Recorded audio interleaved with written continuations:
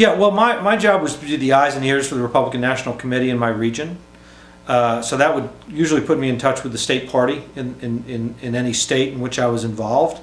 Some county parties, depending on the size of the county. Some certainly competitive elections. And so the idea was to kind of figure out what's going on, what's the intelligence out there, what are the Democrats doing, what are the Republicans doing, who are the candidates. It's not as if you come down from on high and you pick candidates. I mean, that's just not the way it works. But once those candidates are in place, it is your job to try and determine, are they viable? If they're not viable, they don't get, again, money, because money's what makes the machine go. So basically the job is to be the eyes and ears of the RNC so they can make ultimately the biggest decisions that it can make, which is allocation of resources. And then on the side, you might have some pet projects that you just, I mean, I had a pet project. It was kind of, how do you say it, quixotic campaign up in Vermont, just because I really liked the guy who was running for the Senate. I knew he couldn't beat he called Senator. It a lot. Yeah, he couldn't beat Senator Leahy, but he was just on a personal level. I thought he was a great guy. He was a very thoughtful guy, and I just thought he'd be a great U.S. senator. But I also knew there's no way he can win just because of where he's running. But so you might have a few of those, but it was really to be the eyes and ears of the committee.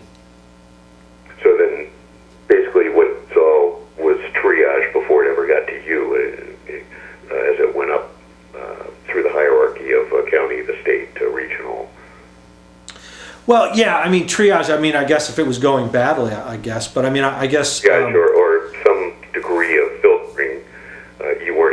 You didn't, I don't know, have a spreadsheet run by you every day or at the end of the week that said, okay, these are the reports we're getting back from the county to the state to the regional. You didn't see that kind of. No, if anything, I was generating them. I was saying, well, here's a viable candidacy, here's not a viable candidacy, or here's where I think the RNC should put money. The debate in '96 when I was there was, how viable is Bob Dole in Pennsylvania? Well, not real viable. So, and I touch on that in the book too, which is internally at the RNC, well before even the nomination, the sense was, Dole can't beat Clinton.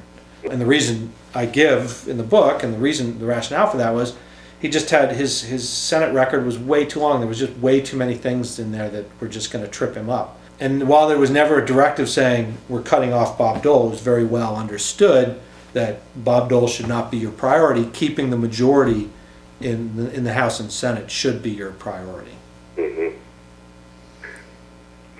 So that actually gets to the Republican Revolution. I mean, some of where I'm coming from relates directly to the takeover and the power that was wielded after '94. A lot of things happened as a result of that, obviously.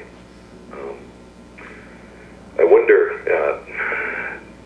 I've more recently come to understand the power of big tobacco money and industry money in shaping what happened, at least in years since '96-ish. Do you have any estimate or guess how powerful, what kind of money was powerful Hey, they had a lot of money. I mean, I've ridden on tobacco jets. I mean, they got a lot of money.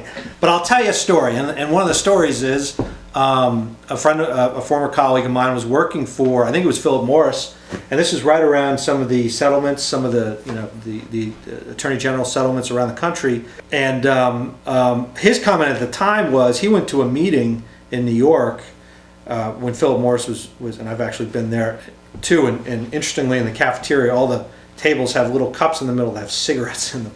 But I thought that was kind of interesting. But he was at a meeting where they were discussing their strategies about how to conform with the settlement and spending money on educating people not to smoke.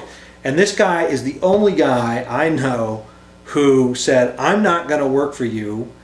He actually turned down a tobacco contract because he said, what you're doing is nonsense. You're working against your own interests. You're educating people not to smoke, and that's your business. Your business is to get people to smoke. It's kind of like that movie, Thank You for Smoking. And so in a strange way, he was the most intellectually honest guy in the room because he was saying, I don't believe what you're doing is right, so I'm not going to take your money. So Yeah, but certainly tobacco, yeah, they had a great influence. They have a lot of money. Like I said, you know, I rode on a couple of tobacco jets. But again, I mean, you know, Republicans have tobacco and Democrats have labor. So, you know, Right. you've got vices, and not that they're all bad either, but, you know, Philip Morris also is craft food, so they feed plenty of people too.